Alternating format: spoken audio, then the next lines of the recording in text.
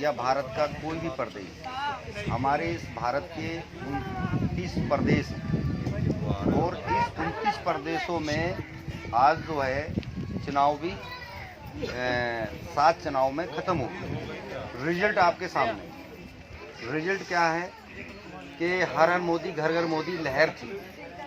आज भी केंद्र सरकार में और भारत सरकार में आज जो है मोदी जी का एक अपना एक रुतबा है और हमारे प्रधानमंत्री जी ने कहा कि सबका साथ और सबका विकास। लेकिन आज हमारा जो समाज है, चित्तौड़िया, बहेलिया, आदिवासी, हमारा समाज जो कई नामों से जाना जाता है। लेकिन जब ये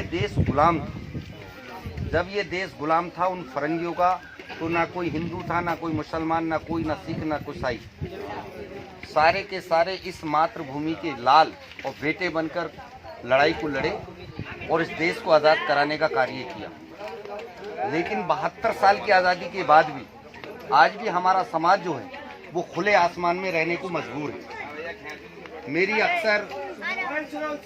अक्सर सोच रही है, कौन सी सोच रही है कि सबसे पहले तो हमारे समाज के लोग स्थायी रहने का कार्य करें, उसके साथ साथ में अपने बच्चों को शिक्षा से जोड़ना बहुत ज़रूरी है।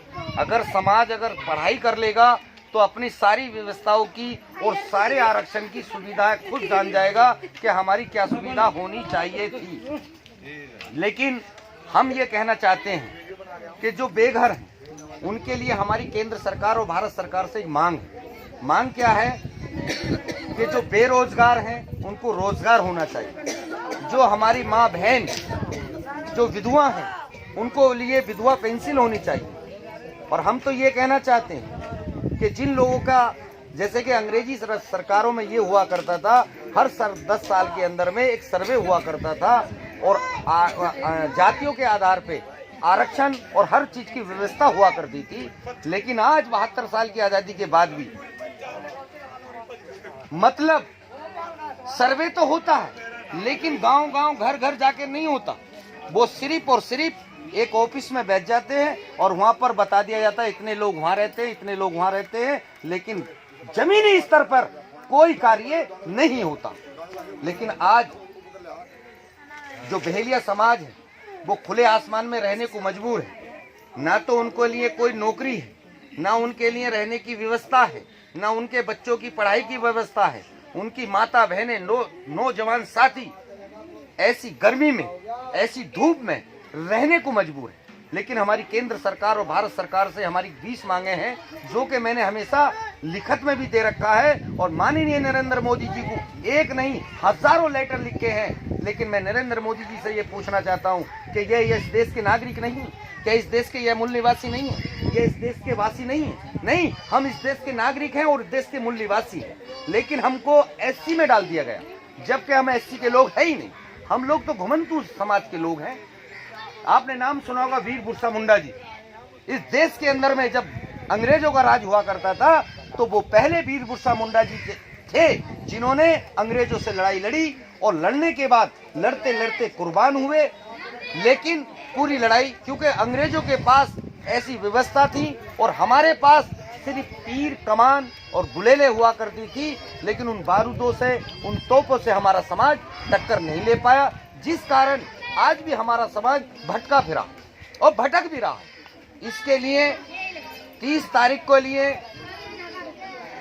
माननीय नरेंद्र मोदी जी, हमारे भारत के प्रधानमंत्री जी 30 तारीख को शपथ समारोह कर रहे हैं। मेरा मानना यह है कि चित्तौड़िया, बहेलिया, आदिवासी और जो हमारे समाज रोडों पे भटक रहा है, इसके लिए हमें एकजुट होना पड़ेगा और हमें जंतर मंतर जाकर के अपनी बातों को रखना होगा, क्योंकि अब नहीं तो फिर कभी नहीं।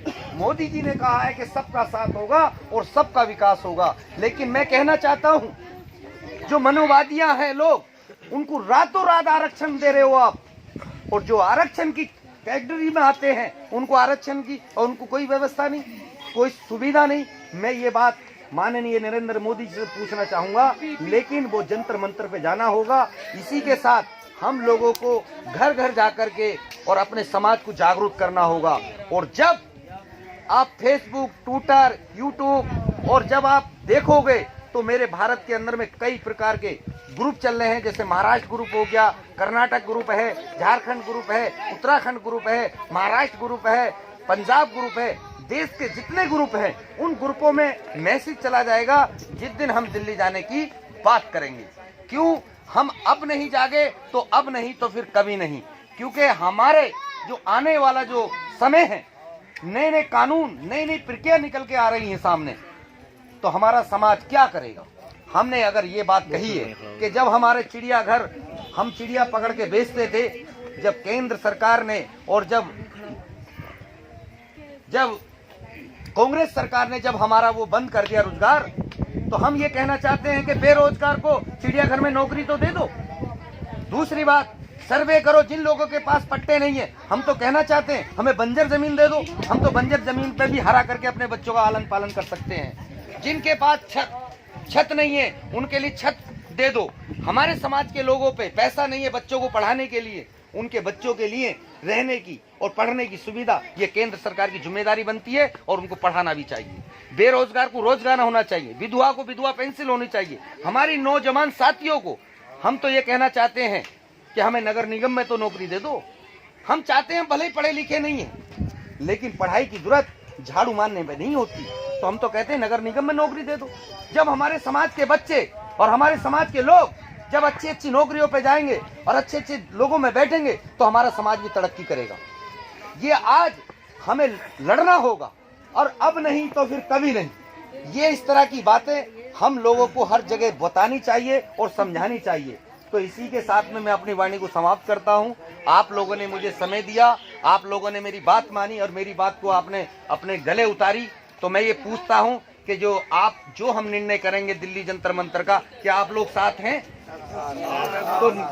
तो बहेलिया समाज जिंदाबाद, बहेलिया समाज जिंदाबाद, बहेलिया समाज जिंदाबाद। बहुत बहुत धन्यवाद साथियों।